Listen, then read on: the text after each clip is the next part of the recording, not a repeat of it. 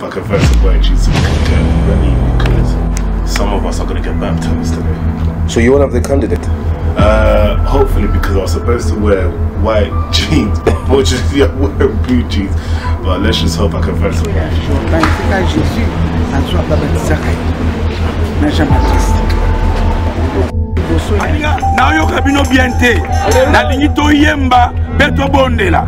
Nous voulons présenter notre enfant Stevie entre les mains du Seigneur.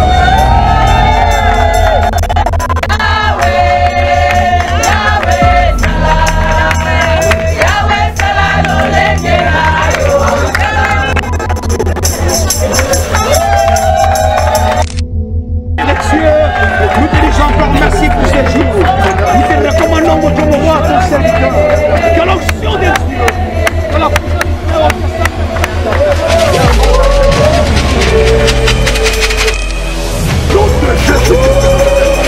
que la promesse de la ténèbre s'accomplisse. Seigneur,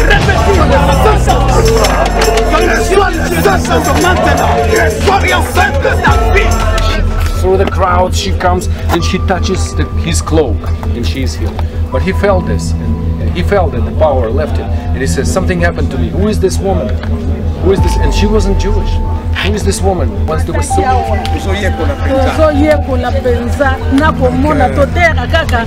Bible na Bible kasi lelo ndeto moni yango na misbandeko Yesu. Nous avons expérimenté. Yesu akufaki asekwi azana bomo. Devient encore une réalité. Et il appelle Pierre. Et il fait encore la multiplication du pain. C'est alors que Pierre réalisa que ça c'est le maître, les amis. Le maître. Et Jésus, pour relever sa foi, comme il relève souvent notre foi. Tombe à Jésus.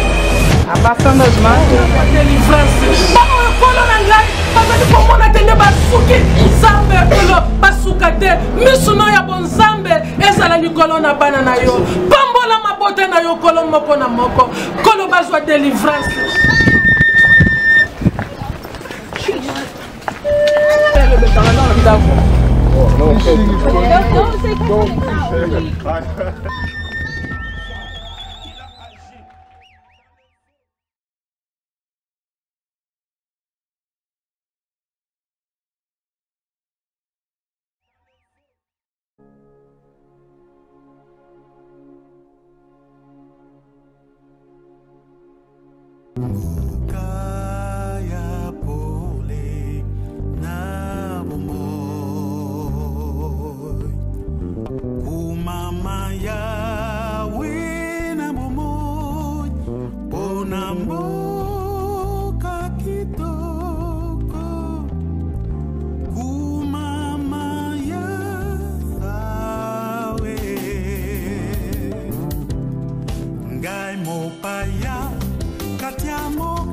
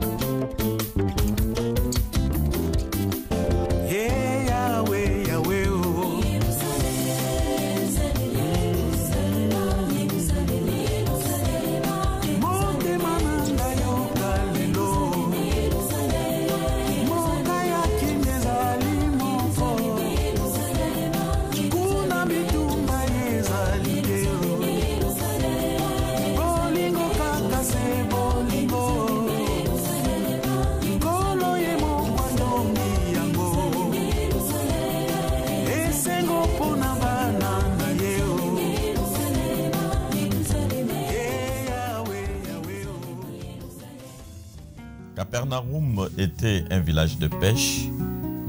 Capernaum a joué un grand rôle important dans l'histoire de la Bible.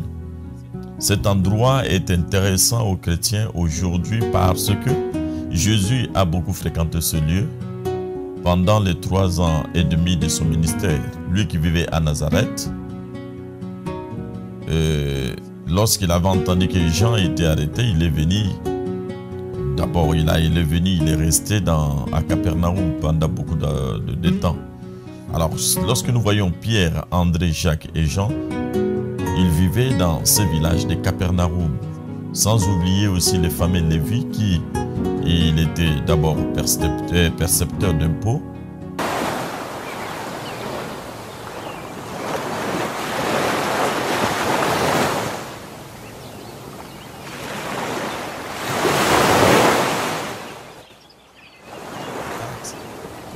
Il a été transformé en gagneur d'âme, il est devenu un des disciples de Jésus-Christ. Alors Capernaum a vu beaucoup de signes et de miracles. Et malgré cela, les gens de Capernaum n'ont pas cru. Lorsque nous retournons, nous allons un peu plus loin. Donc ici, les caravanes devaient normalement accoster à Capernaum pour se ressourcer. Nous voyons dans le livre de Luc, chapitre 8, verset 41, comment Jésus a guéri la fille du diacre de cette synagogue, et Jairus. Et aussi Jésus a chassé un esprit mauvais qui était dans un homme dans la synagogue.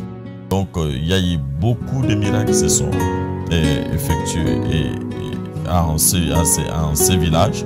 Comme aussi il y a eu la guérison d'un des serviteurs des centeniers, chef du centenier. Et pour vous dire que ce sont des centeniers romains qui avaient construit cette synagogue pour les Juifs. Il se rendit alors à Capernaum, ville de Galilée.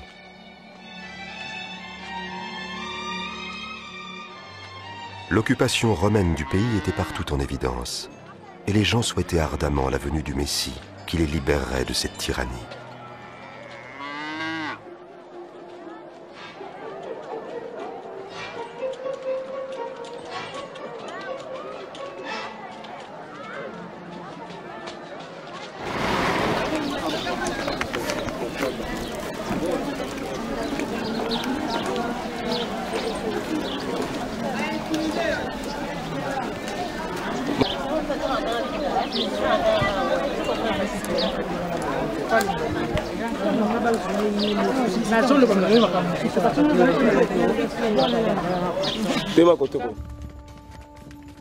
Il y avait là un responsable du gouvernement dont le fils était malade à Capernaum.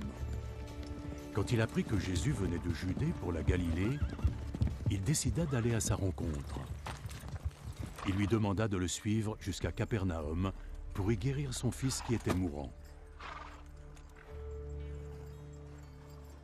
Personne ne me croira, à moins d'être témoin de miracles et de prodiges. Seigneur, accompagne-moi.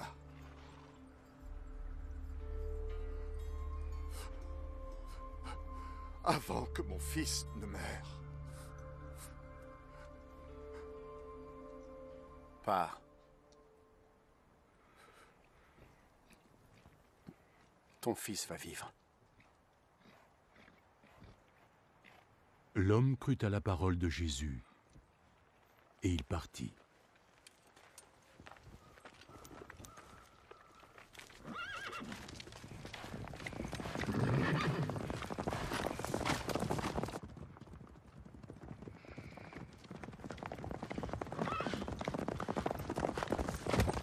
Sur le chemin du retour, ses serviteurs vinrent à sa rencontre avec des nouvelles.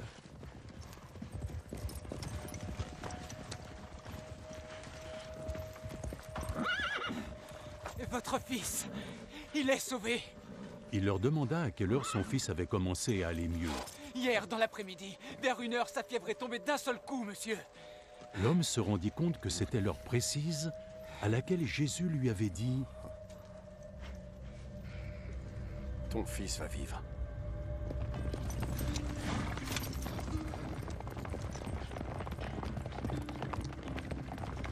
Alors, lui et toute sa famille crurent en Jésus. Ce fut le second miracle que Jésus accomplit à son retour de Judée pour la Galilée.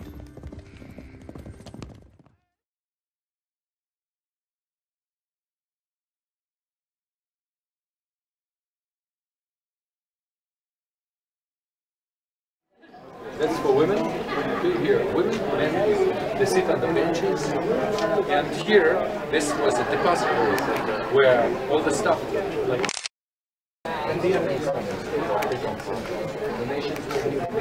Questa è parte del cuerpo de Jesucristo. Parte nomás porque ahora la actual sinagoga, si lo cuarto se construye exactamente sobre la sinagoga del siglo I. Así que posiblemente, si uno tiene un poco de imaginación, entonces ahí también empezaron los Cristos, los apóstoles, la primera sinagoga. Estamos diciendo aquí que ahora, y esto lo que vemos acá, la iglesia sinagoga de los tiempos de Jesucristo. Nous sommes en train de visiter les anciens lieux où Jésus passait. Là, nous sommes dans la ville de Jésus, on l'appelle Capernaum, ville de Jésus, parce que c'est ici qu'il avait accompli la plupart de ses miracles, dans cette partie de Galilée, où la plupart de ses apôtres sont venus, à part Judas, qui n'était pas de ce contrées. Et donc là, c'est historique de pouvoir passer sur le pas de Jésus. Là, nous sommes dans une synagogue détruite, mais dont le fondement sont restés. Là, nous sommes en train de revivre le temps de Christ.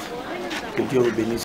Alors, comment peut-il oser nous dire et prétendre qu'il serait descendu du ciel ?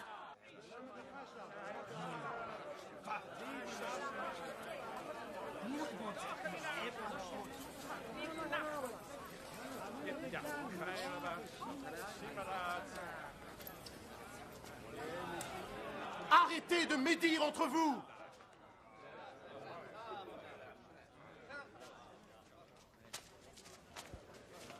Personne ne peut venir à moi si le Père qui m'a envoyé ne l'y conduit. Et je les ressusciterai tous au dernier jour.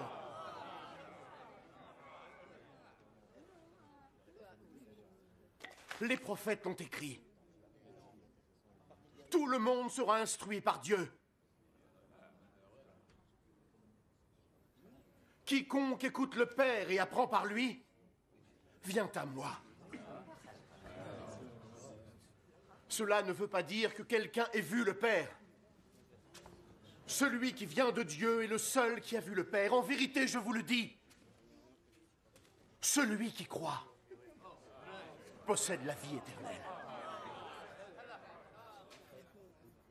Je suis le pain de la vie. Vos ancêtres ont mangé la manne dans le désert, pourtant ils sont morts.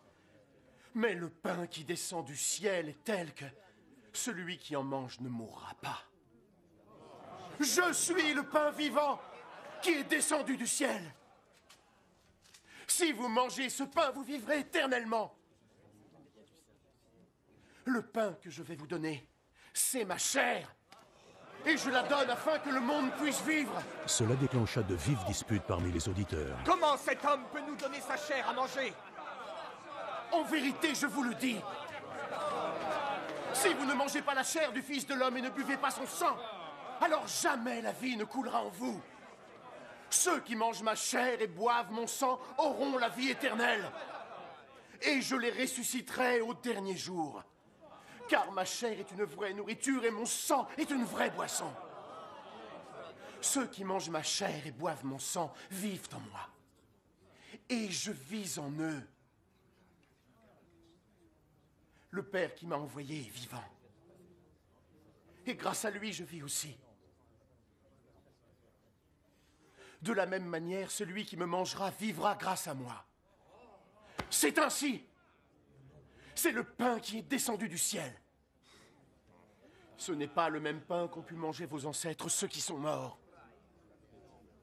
Non, ceux qui mangeront ce pain vivront pour l'éternité.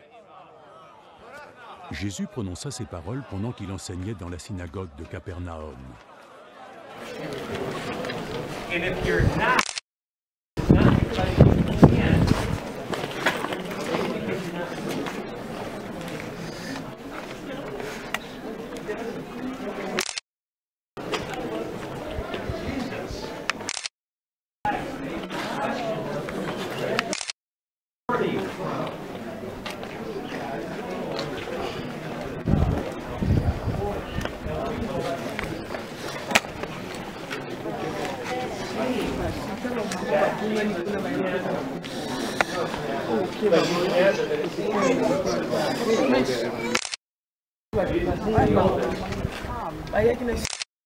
It's up to like 36 degrees.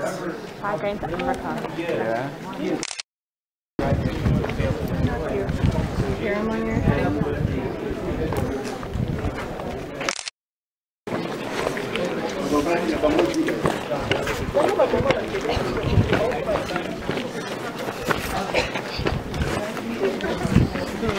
Like they were taking pictures everywhere when you were talking. You guys, both will hang up your picture because I can't take pictures, yeah? No, for your phone. No phone, no car. You just take me your yeah? Every time I'm no photo, you need this. Briefing out. Comme vous voyez, nous sommes vraiment ravis et joie comme on a encore une fois synagogue où Jésus a fait beaucoup de miracles. Tout en dans la Bible, tout est rappelé, mais Dieu a fait grâce que tu es vivant. Et tant que la femme qui saignait, le sang s'est arrêté. Quand il a touché le pain de Jésus, c'était ici. Et la personne qui était guérie de sa maladie, apportée par ses 4 amis, à côté de toi, c'était ici. La question sera, où est le toit? Et l'explication est claire, la ville de Capernaum était détruite par le tremblement de terre. Donc Capernaum n'a plus rien, nous vivons le souté, tout est détruit complètement. Donc synagogue et Tikalikata fondation, il y a plusieurs. Ça c'est une bonne expérience, vaincu. Dieu a permis que tout le monde en haut n'a mis sous. Car il y avait beaucoup de miracles ici à la même place. Que l'Éternel vous bénisse. Merci.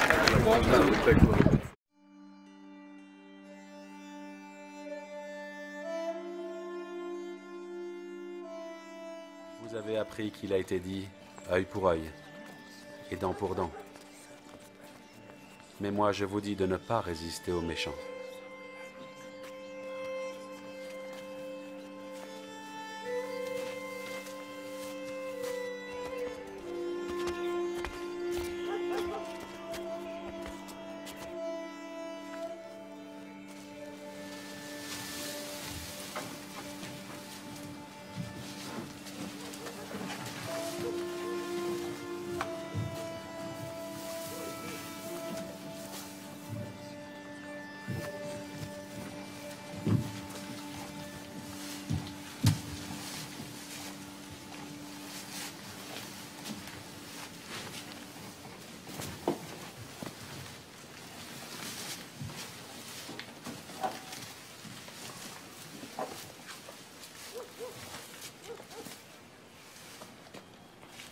Mon enfant, tes péchés te sont pardonnés.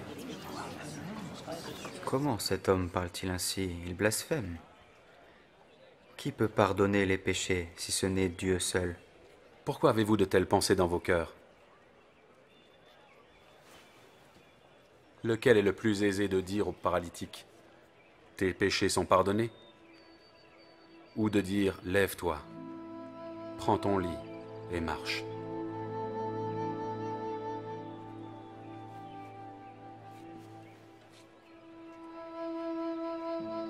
Or, afin que vous sachiez que le Fils de l'homme a sur la terre le pouvoir de pardonner les péchés, je te l'ordonne, lève-toi et prends ton lit et va dans ta maison.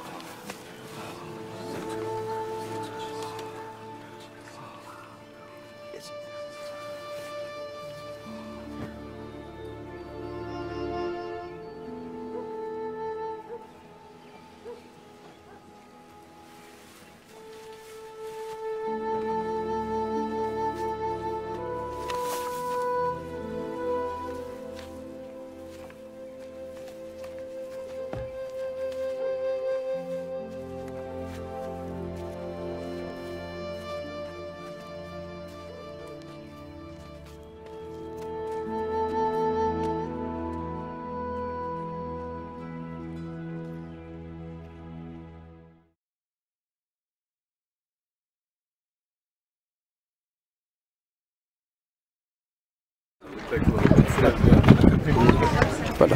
Je garde Congo. Ils ont côté. Côté.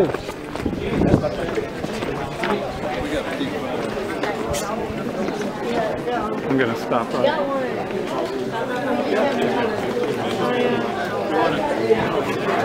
Côté. Ah, on est déjà parti, il est là-bas. Vous êtes encore ici. Vous sortir comme ça, on est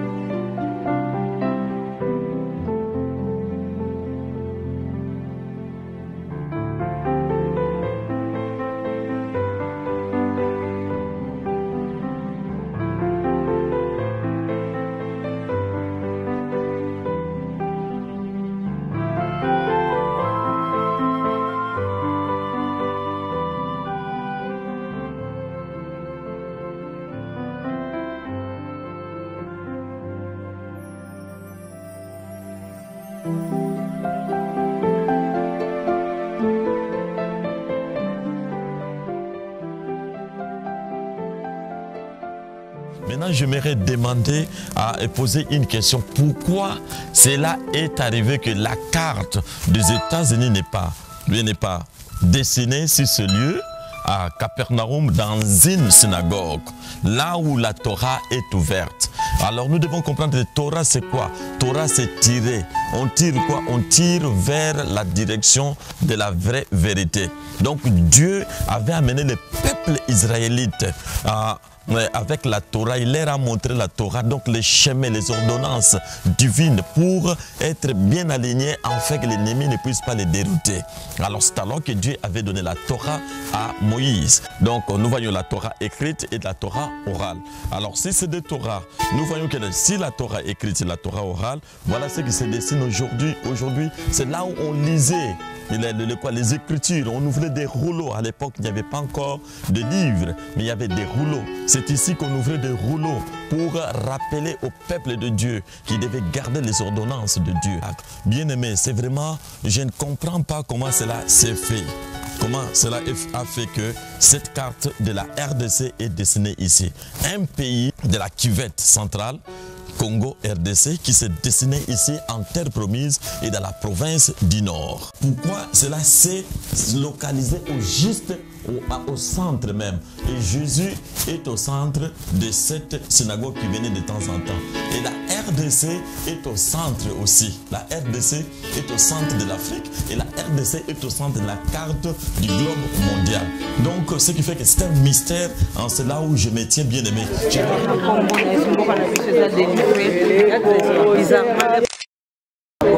Parce que synagogue ils ont détruit. Bizarrement, bamoni na katikati ya synagogue carte map ya mboka République Congo. Et bimi na katikati ya synagogue. Tu le feras, papa, parce que tu es Dieu. Yes. Tu le feras au nom de Jésus.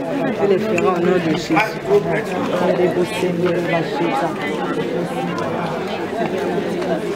Bah maman, pardon. Bah maman. Bon wana. Bote na kati kuna kanga mno photo. Bote na kati ma quick avant de quick na kati ya Congo. Le Congo sera sauvé. C'est bon?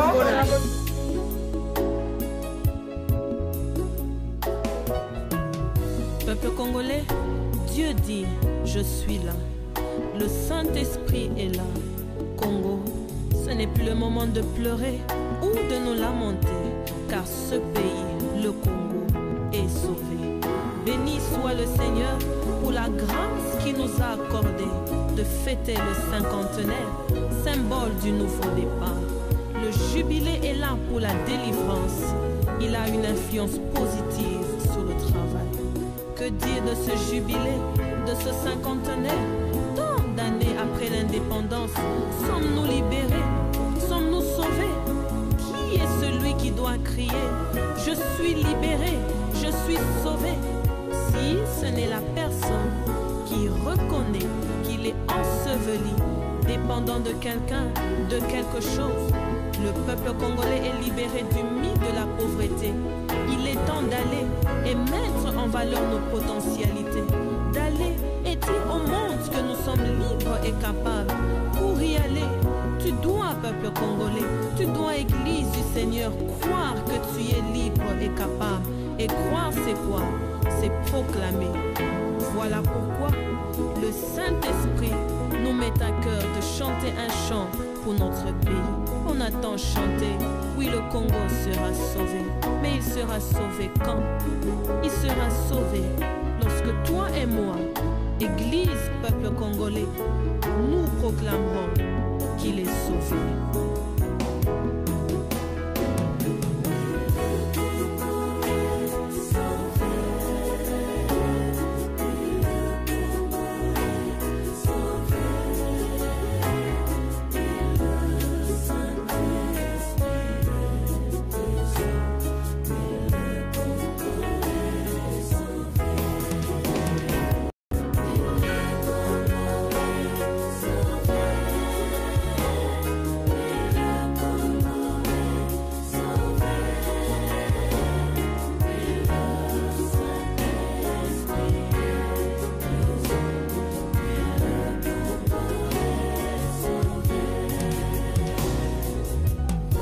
Le Congo est sauvé, le Saint-Esprit est présent et tout un chacun recommandant sa vie au Seigneur. Voilà notre vision d'un Congo sauvé. Inviter le Seigneur, c'est croire qu'il est là. Peuple congolais, soyons unis et que les églises le soient aussi, car nous sommes tous membres d'un même et seul corps. Peuple congolais, Église du Seigneur, puisque nous disons prier le vrai Dieu, Jésus-Christ de Nazareth, marchons conformément à la parole du Seigneur. Identifions-nous à Christ, sachons et croyons que nous sommes le temple du Saint-Esprit, son habitation, son corps. Oui, chaque membre du corps est distinct de par sa nature, sa fonction, mais tous sont au service d'un seul et même corps, et complémentaires comme pour une équipe de football. Peuple congolais, Église du Seigneur, aimons-nous les uns les autres. Entre dans nous et soutenons-nous mutuellement dans l'humilité et le respect. Que Dieu bénisse le Congo. Marchons dans l'humilité et reconnaissons la présence du Seigneur dans nos vies. Et il agira. Soutenons-nous les uns les autres, demeurant dans l'unité du corps, de l'âme et de l'esprit. La foi n'est pas pour demain. La foi, c'est croire aujourd'hui. Rêvons grand, peuple congolais. Rêvons grand, Église. Et marchons dans nos rêves. En tout ce que nous faisons, aurons à faire. Faisons-le, peuple congolais. Faisons-le, Église. Selon le tout pour l'amour, le tout pour l'unité. Que Dieu vous bénisse.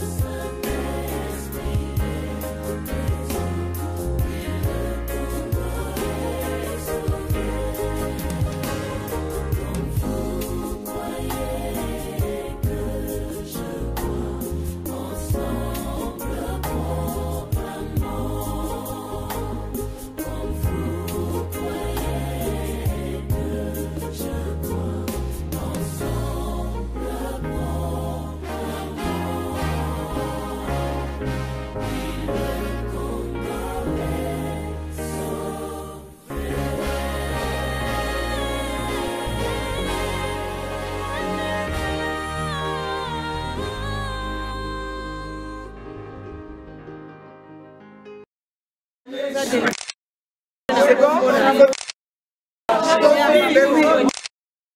Tokende Barno.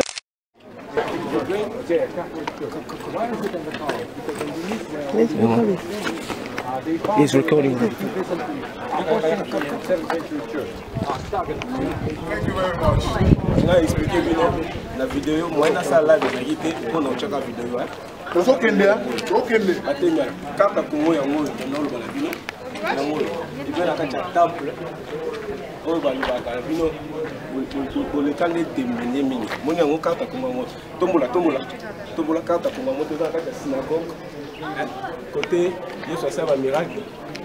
Voilà, yango. Au côté, moi, c'est la Simba qui est sur ma kiné, c'est ce que je tanga. Carte Congo, yango. Ah, bon, marqué Chassa. Ah, Katanga.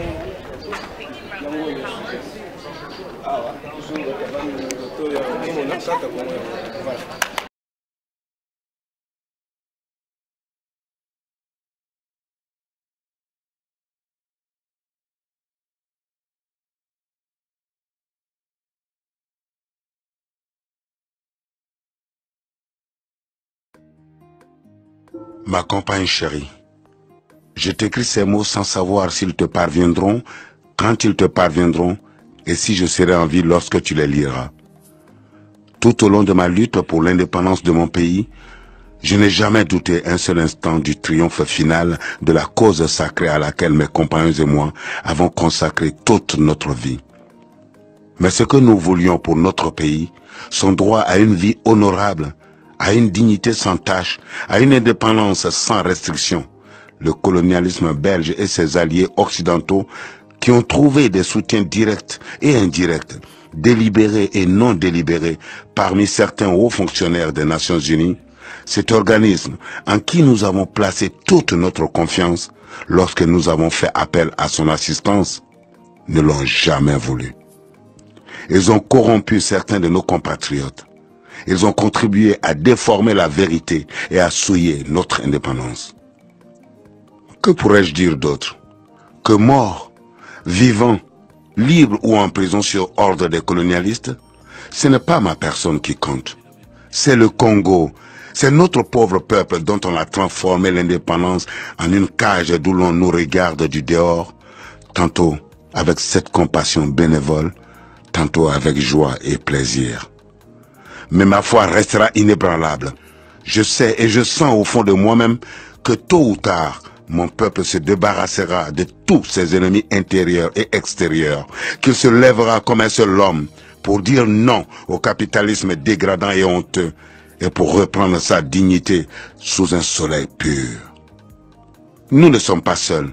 L'Afrique, l'Asie et les peuples libres et libérés de tous les coins du monde se retrouveront toujours aux côtés de millions de Congolais qui n'abandonneront la lutte que le jour où il n'y aura plus de colonisateurs et leurs mercenaires dans notre pays. À mes enfants que je laisse et que peut-être je ne reverrai plus, je veux qu'on dise que l'avenir du Congo est beau et qu'il attend d'eux, comme il attend de chaque Congolais, d'accomplir la tâche sacrée de la reconstruction de notre indépendance et de notre souveraineté. Car sans dignité, il n'y a pas de liberté. Sans justice, il n'y a pas de dignité. Et sans indépendance, il n'y a pas d'homme libre. Ni brutalité, ni sévice, ni torture ne m'ont jamais amené à demander la grâce. Car je préfère mourir la tête haute, la foi inébranlable et la confiance profonde dans la destinée de mon pays, plutôt que de vivre dans la soumission et le mépris des principes sacrés. L'histoire dira un jour son mot. Mais ce ne sera pas l'histoire qu'on enseignera à Bruxelles, Washington, Paris ou aux Nations Unies. Mais celle qu'on enseignera dans les pays affranchis du colonialisme et de ses fantoches. L'Afrique écrira sa propre histoire. Et elle sera au nord et au sud du Sahara une histoire de gloire et de dignité. Ne me pleure pas, ma compagne. Moi je sais que mon pays, qui souffre tant, saura défendre son indépendance et sa liberté. Vive le Congo, vive l'Afrique. Toi, peuple congolais, tu dois, Église du Seigneur, croire que tu es libre et capable. Et croire, c'est quoi? C'est proclamer. Voilà pourquoi le Saint-Esprit nous met à cœur de chanter un chant pour notre pays. On attend chanter, oui, le Congo sera sauvé. Mais il sera sauvé quand? Il sera sauvé lorsque toi et moi, Église, peuple congolais, nous proclamerons qu'il est sauvé.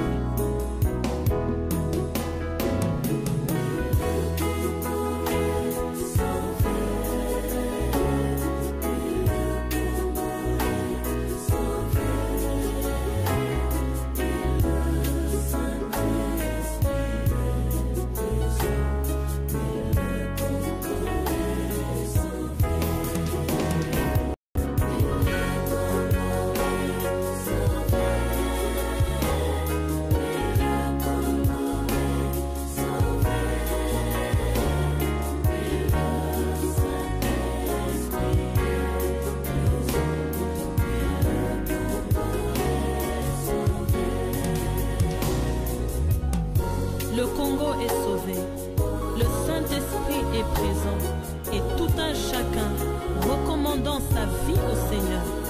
Voilà notre vision d'un Congo sauvé. Inviter le Seigneur, c'est croire qu'il est là. Peuple congolais, soyons unis et que les églises le soient aussi, car nous sommes tous membres d'un même et seul corps. Peuple congolais, Église du Seigneur, puisque nous disons prier le vrai Dieu, Jésus-Christ de Nazareth, marchons conformément à la parole du Seigneur. Identifions-nous à Christ, sachant et croyons que nous sommes le temple du Saint-Esprit, son habitation, son corps. Oui, chaque membre du corps est distinct de par sa nature, sa fonction, mais tous sont au service d'un seul et même corps, et complémentaires comme pour une équipe de football. Peuple congolais, Église du Seigneur, aimons-nous les uns les autres. Entre dans nous et soutenons-nous mutuellement dans l'humilité.